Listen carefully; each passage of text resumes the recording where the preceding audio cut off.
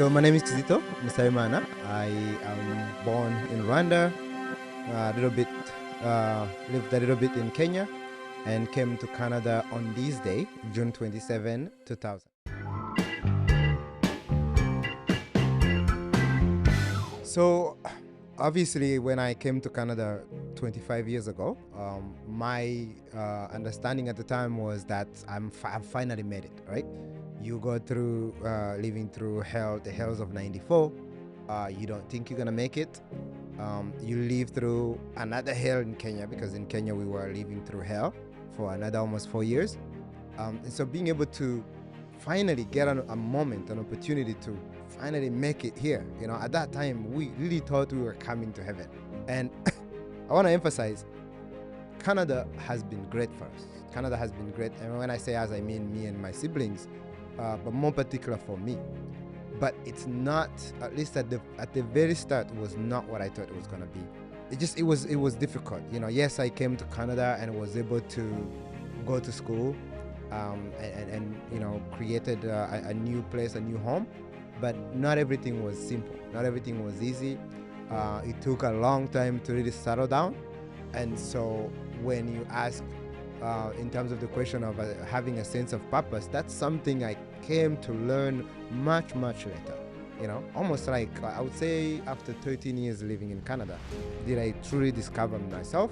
And I would say, and I would credit my homeland, and my culture and my community, the Black community, as that piece that gave me purpose. Before that, I was completely lost. So yes, Canada has been great. I really look forward to enjoying the rest of my life here. But all in all, it wasn't easy.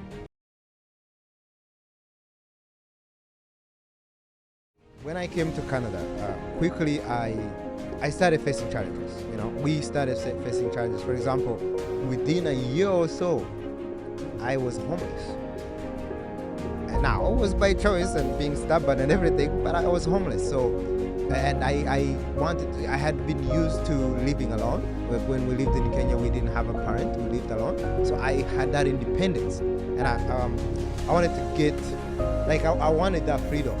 And because of that, I was very stubborn to listen to my elders, that I actually ended up being homeless for a little bit, both in Montreal, where I lived for 4 years, but also a few years later when I graduated high school in Montreal, I just picked up and came to Toronto. Again, when I arrived in Toronto, I was homeless. I literally lived in a shelter that's not far from here called Covenant House. So the life was not easy. And then after that, I went to film school. When I graduated film school, I got depressed. Most people know that story. And they know, because that's how my organization is here, is because of that life that I endured for I would say 5 years, but the 3 years was really difficult, from 2009 to 2012. So most people, when I tell them that I love Canada, they do not understand why, because I've had a hell of a life here. Difficult living in terms of just that life has not been fun in my young adulthood. Life was not fun. So how do you look at Canada positively, having lived such a difficult life here?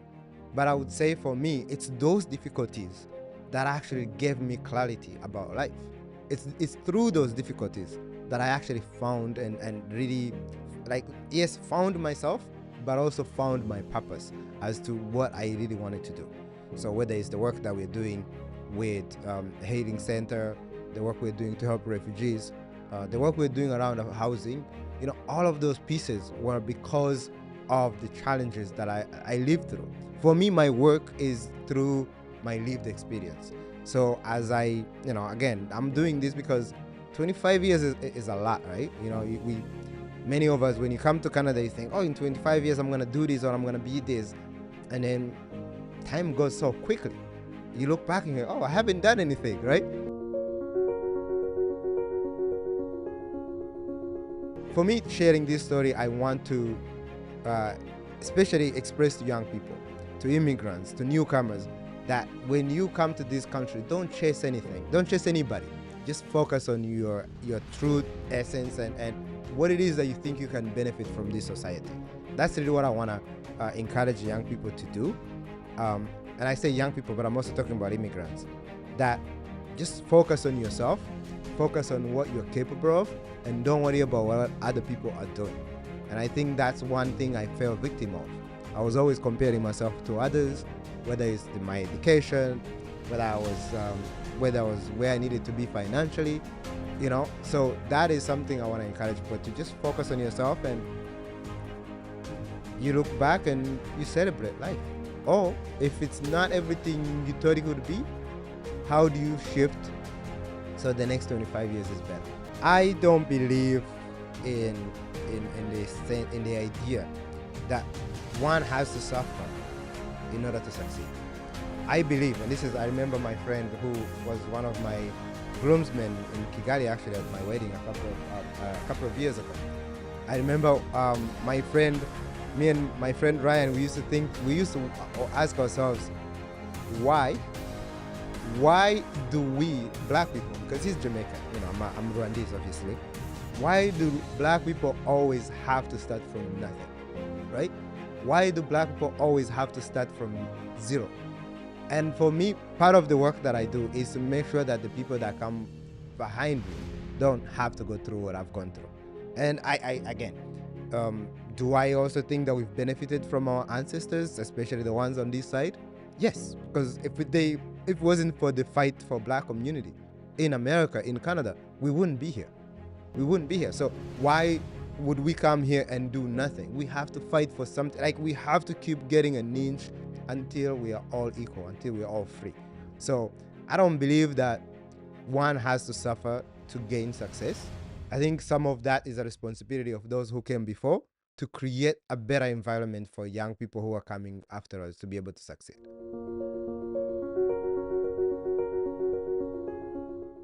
Everything I do, at least for the last 12, 13 years, is shaped by my struggle, my pain, my challenges.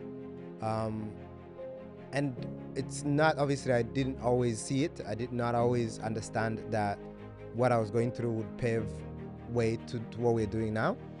If I knew it, I wouldn't have been busy trying to kill myself for 3 years, right? So, but I now looking back, I can tell you that everything I'm doing, everything that I ended up becoming was a result of the pain.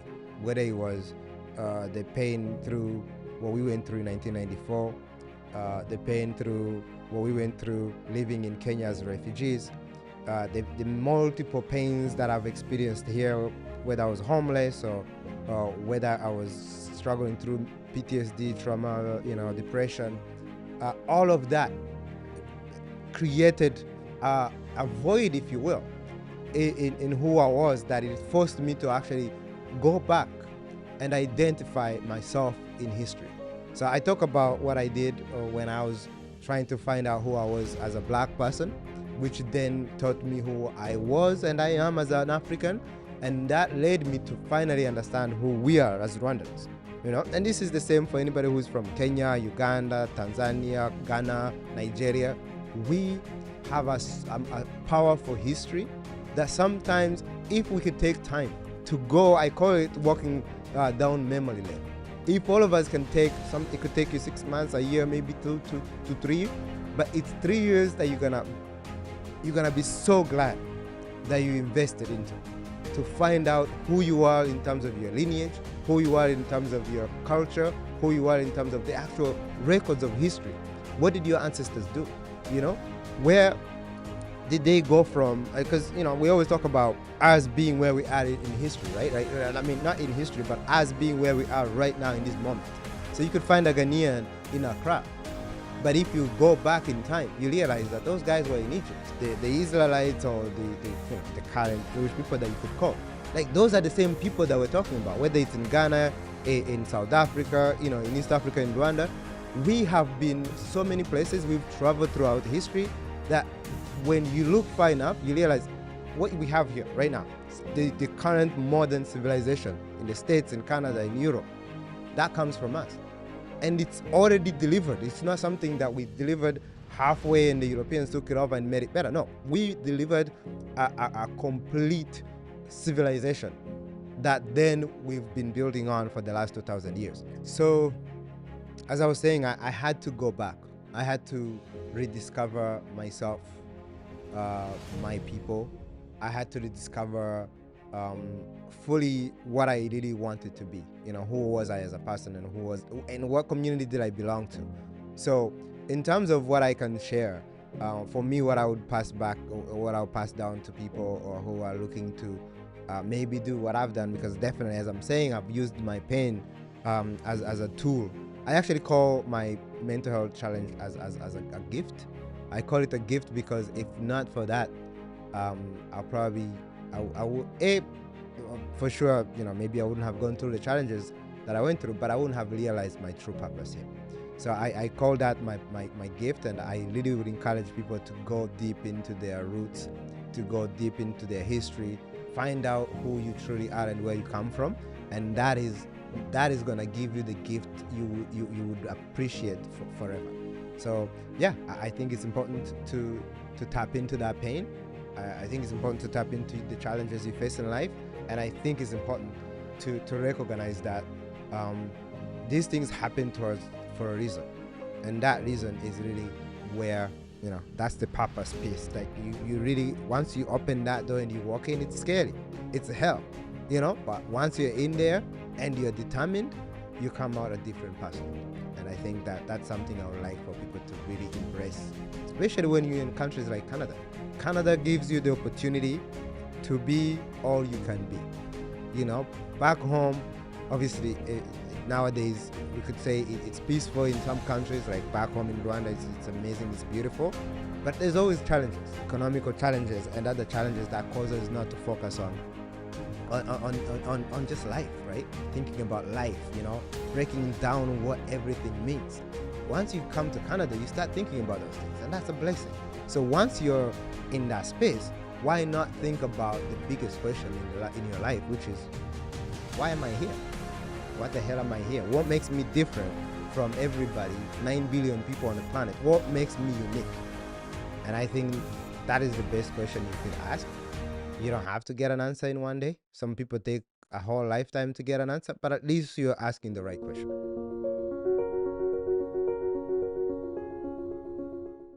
So for me, leadership is, once you have a purpose, then what leadership means is simple. It's service, serving others.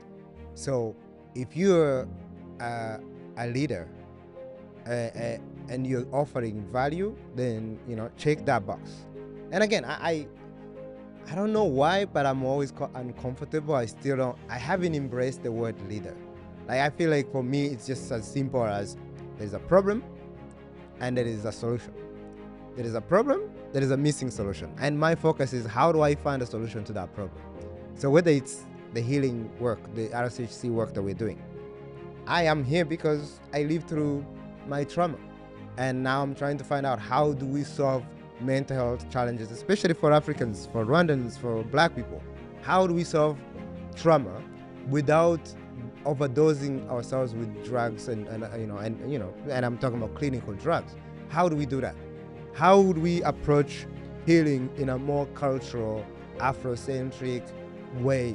How do we actually get to a place where we don't even need these things, So that's where I come in, on with the work that we're doing around housing and both in terms of refugees, but also for the community. It's really realizing that in order to actually talk about trauma, you need to have resources. I talk about discovering yourself. It requires, at least it's going to take you 6 months to 3 years. Who has resources to sit down and focus on just reading and journaling and taking notes and mapping out what they want to do in life? I was lucky to have that time. I would say in 2012-ish, I got into a car accident, and that gave me enough time to just sit down and read and write and journal. And it was that moment that allowed me both to heal from what I was going through, but also to discover what I wanted to be. So how do we get that if you don't create environments. And that's what we want to do with affordable housing. It's what we want to do with when we support refugees, is giving them programs, because we're not just giving them, whether it's transitional housing or refugee housing, we want to give them the wraparound so they can integrate into society. On the other side, we want to help Canadians, Black Canadians, with affordable housing, with the resources, so they can actually get that time to think about life, to think about the bigger picture. Like the word leader is not something I'm comfortable with. I see myself as a person who's looking to solve problems. I would call myself more of an entrepreneur, but then I think also that word is overused and it's used in the wrong places. But if you want to know what I call myself, I call myself somebody who's looking to solve problems. So, as I said, housing, healing center, refugee support work that we do, all of that is for me about solving problems. Even in media, the work that I look forward to doing, hopefully in the very near future, is to solve a problem that I think exists in the community, which is telling successful African, Canadian, and African stories in general. We've told sad, suffering, just all of these horrific stories of ourselves. We've told those stories. We've told stories about slavery. We've told stories about colonization. We've told stories about poverty. But how do we now move forward and tell successful stories that actually uplift our people, inspire our people? That's where I want to go. That is not because I want to just tell stories. That's because I'm looking to solve a problem that exists when it comes to storytelling within the Black community, which is there's a lack of successful stories. Let me actually use that as an example. So, in the last 2 years, we've done incredible work, right? We've done incredible work with media. But what people don't realize is we send out press releases for most of the work that we do. But media only shows up when it's a sad story. They show up when somebody dies. They show up when our people are sleeping on the streets. They show up in those circumstances. They always show up, and they show up in numbers. When we have a press conference fighting the government about these injustices, when we have a herb launch, nobody shows up. You tell me. Like, nobody shows up to tell that story, but they are always ready to come and cover the stories that are sad, and we appreciate that. We appreciate all of the major television networks that have come and covered our stories. But why don't they show up to celebrate with us? So we need a strong media presence that covers us when we're succeeding. And when we're succeeding, doing the right things, not doing some crazy rap songs and having our young men shoot at each other. No, not that kind of coverage. We are talking about covering as doing the right things to uplift our community. That's when we want them to show up. I don't blame the media, right? I don't blame the media for telling the story how they want to tell the story. They have ads to sell. They have a bottom line. I blame us. I blame us for not being there, for not coming together. That's another problem that we have, right? There's so many, how many magazines that are out there just in the city of Toronto alone? A bunch of individuals doing individual things. Why aren't those people that are doing these magazines coming together and actually do a large magazine the same way McLean would or anyone else? We have so many of us that are scattered everywhere. I think our challenge now is, how do we come together? How do we do what we're doing here at the Hub and bring in 10 agencies or potentially more to actually work together to arrive at a point where we're actually sustainable and we can actually do the work collectively. I think that's the challenge. So yeah, I definitely don't blame the media for telling the stories the way they want to tell it. It's, they have a bottom line to meet. I want to talk about leadership. For me, part of why we struggle, right? Part of why people struggle is because you're looking to find a niche that actually befits you, that fits your soul, your purpose. And I think majority of my adulthood, I was looking for that as well. And the reason why I know that is because, and I look back at the age of like 11, 12, ish, maybe 11. This is right before the genocide. and I could tell you what I wanted to be. I knew I wanted to do work around international development. I knew I wanted to do social science. I knew I wanted to do what I'm doing now. I didn't know how I would do it, but I knew that was who the person I was, or I was going to become. Of course, the genocide happens, all these life-changing episodes happened, and I ended up doing nothing. And then I ended up in film school in 2005, graduated, went back and tried to be successful in the industry. But guess what? It's not until I did a deep search and realized that the work I needed to be doing, I needed to find that. I needed to find that medium, that niche, as I talked about.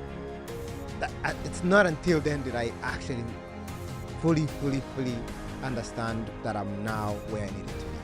So I think part of leadership is really working to find that medium, that balance. Because we can all do the things that are cool. We can all do things that are sexy. We can all want to be rappers and lawyers and whatever. But is that really you? Or is that something society tells you should be? And I think that's really something I would also like to challenge, especially those of us that are here that have choices, to really dig deeper to find that piece. Because I think it's not until you find that you truly become a leader. Because now you're not just invested, you're also now your source is direct. It's like this is what you're meant to do. So it's easy. It comes easy as opposed to doing things because somebody, society, or otherwise told you to do it. Similar to how I've used the pain to shape what I'm doing now, it's the same with my early childhood experience and my adulthood. Because I'm 42. I'm 42, turning 43 this year. I've been, again, I want to repeat this, I've been here in Canada for 25 years. That's a quarter of a century. So I have some lessons that I think I can at least share with some of the folks that are looking to understand this country, to understand adulthood, to understand navigating, the society, especially here in Toronto, in Canada. So I've used, for me, when you look at some of the journeys that I've gone, I think what helped me was being able to look back, being able to look back and seeing the mistakes, seeing the lessons, and really looking at both of them and learning from all of them. It's not like, for me, I believe in getting, like, exposing whatever the truth is, whether it's ugly or beautiful. You have to do that. You have to be able to get there. You have to get into the unknown, and you have to look at it for what it is. If it's good, you learn from it. If it's bad, you also learn not to do it again. Does that mean I don't make mistakes right now? Shit, I'm sure I made like 3, if not 10 mistakes today. But you have to look at it from a long enough timeline. Meaning, within a decade, 2 decades, what can I learn from this? Every year, I'll give you this example. Every year, so I was born in November.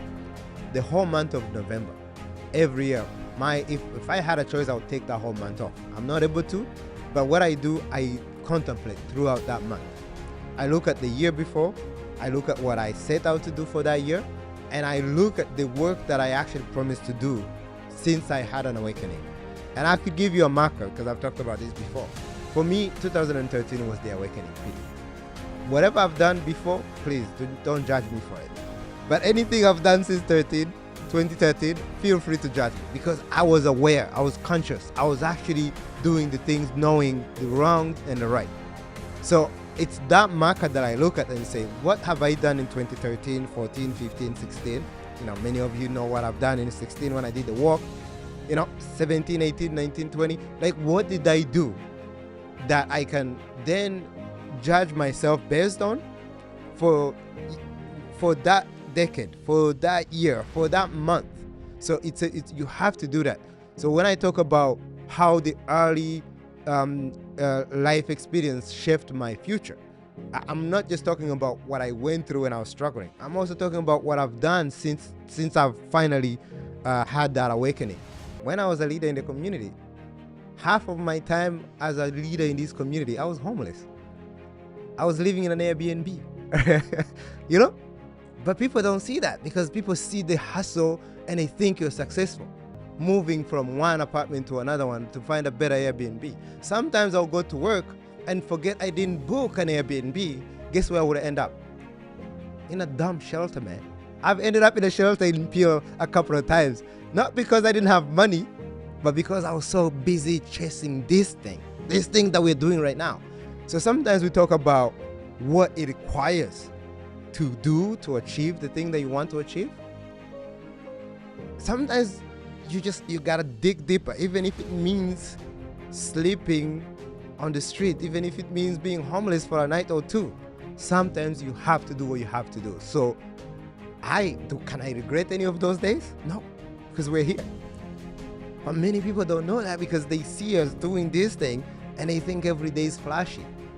So no, I think there is a lot to learn from our experiences, and I think you are a fool if you don't learn from your experiences.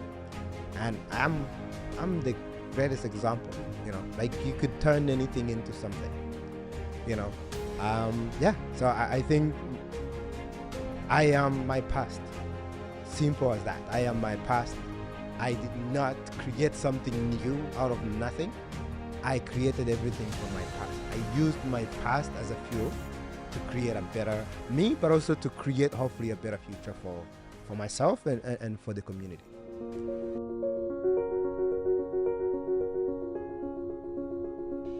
Yeah, legacy, the biggest thing. Like, what kind of legacy does one want to leave behind, right? I talk about my father a lot. I really believe in leaving a legacy behind, and the legacy is the children you bear. The legacy is the vision you bear.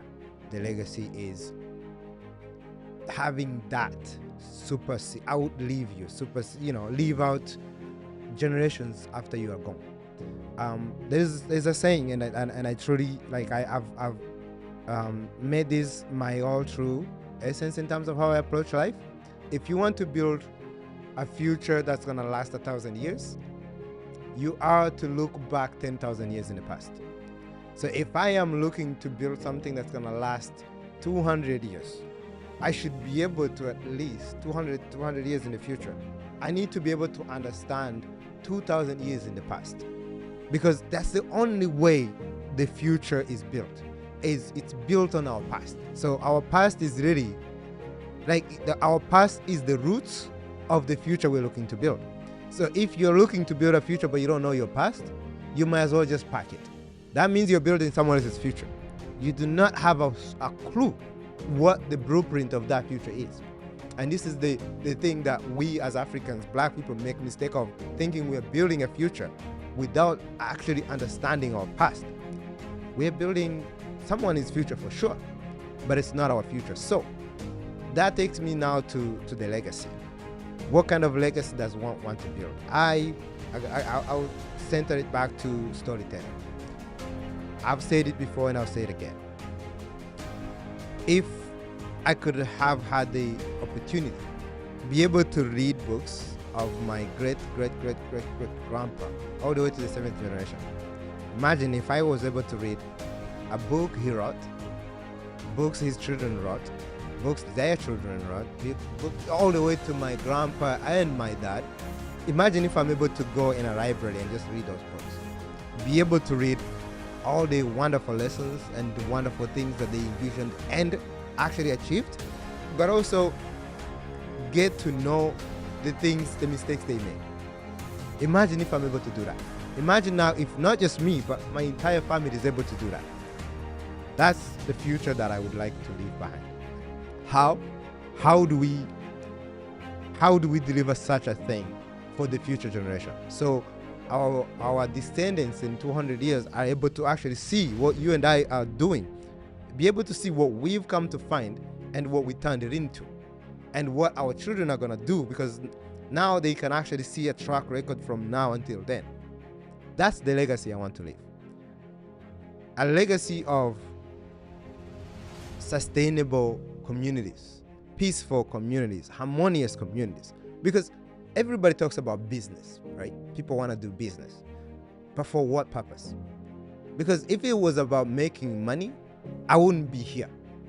Because the idea of making money is very disturbing for me. Money to do what?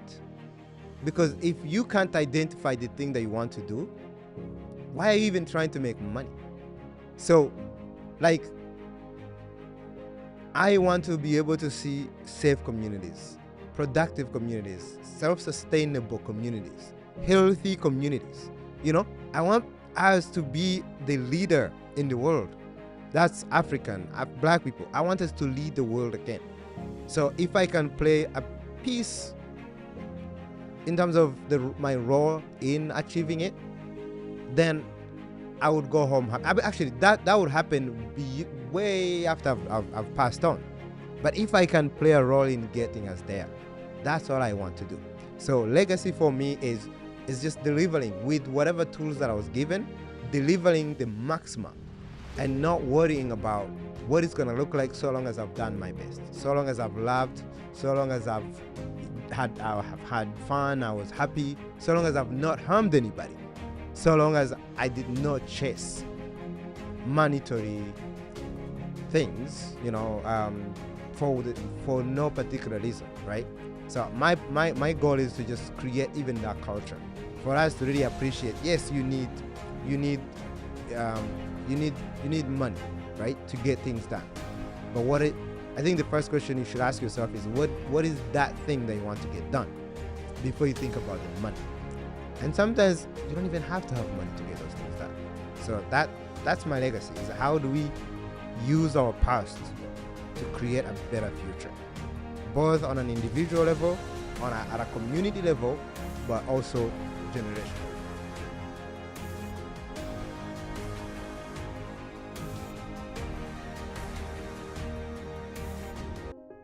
We are now in Kigali, as I was hoping that this video will be out by the time I arrive, but we had a technical difficulty in terms of some of the specific piece that I wanted to cover, so I'm gonna do it here in Kigali, where I am staying, my homeland, obviously, Rwanda. And the piece that I wanted to make sure that I add into this video is how important Canada has been, because Canada has been beautiful. I talked about the difficulty that I faced when I just arrived in Canada 25 years ago. I talked about the journey along the way. I talked about the work that we're doing. But I think what I hadn't talked about in this video is the fact that Canada has been incredible. Of course, we faced difficulties. Of course, we went through challenges. But all of that was worth it, looking at and knowing where we are today. I talk about, and I've shared this before, how I met Canada for the first time in my walk when I walked from Toronto to Montreal. And that is true. I met Canadians then that actually opened up and showed me what Canada was about, the true essence of Canadians. Whether it was the police officers that I connected with, general, regular Canadians, restaurant owners, many people that I connected with. And ever since 2016, we've been able to actually connect with Canadians at a level that I never was able to before. So it's been incredible, and I want to say to all of you new Canadians, those who are coming in for the first time this year or the last few years, or those of you who are born in Canada but you don't get a chance to connect with many other Canadians across the country, I encourage you to connect. I encourage you to visit Northern Ontario, Alberta, Halifax, whatever. Make sure you go and connect with Canadians, including Indigenous people. The country that we live in is beautiful. It's unique. You will never find another melting pot like Canada, where you pretty much have everybody from across the world is there, especially in Toronto. And if you're not taking advantage of going into different corners of the country, you're only seeing the people in your neighborhood and your areas where you live, you're missing out on a lot. So I wanted to make sure that I identify that and I highlight that for folks. And I want to tell you that that's what I celebrate for the 25 years that I've been in Canada, marking that 25th year. I wanted to celebrate that and share it with folks that maybe are not taking advantage of that. And beyond that, the other piece that I wanted to talk about in this 25th anniversary video essay that I'm putting out today is the fact that you as Canadians, especially first generation newcomers, immigrants, You want to do something that is meaningful, that is purposeful. You want to leave a legacy behind. So what is that for you? What is that legacy for you? Because Canada is that place for you to be able to build it. So think about it. Think about this video that I shared with you. Think about that thing that you want to build and make sure that you do it. Find your village, find your people, find people that you can work with to deliver something significant that is going to last not just your lifetime, that is going to outlast you for 200 years, 1,000 years in the future. Think about that. Don't rush it. If it takes you 10 years to do it, if it takes you 50 years to do it, don't worry about it. But think about that lasting piece that you can leave behind, not just for your children, but for the community, for the society, for the world. That's what I want to leave behind. And once again, I want to say thank you to Canada, and I look forward to building the next 25 years with you.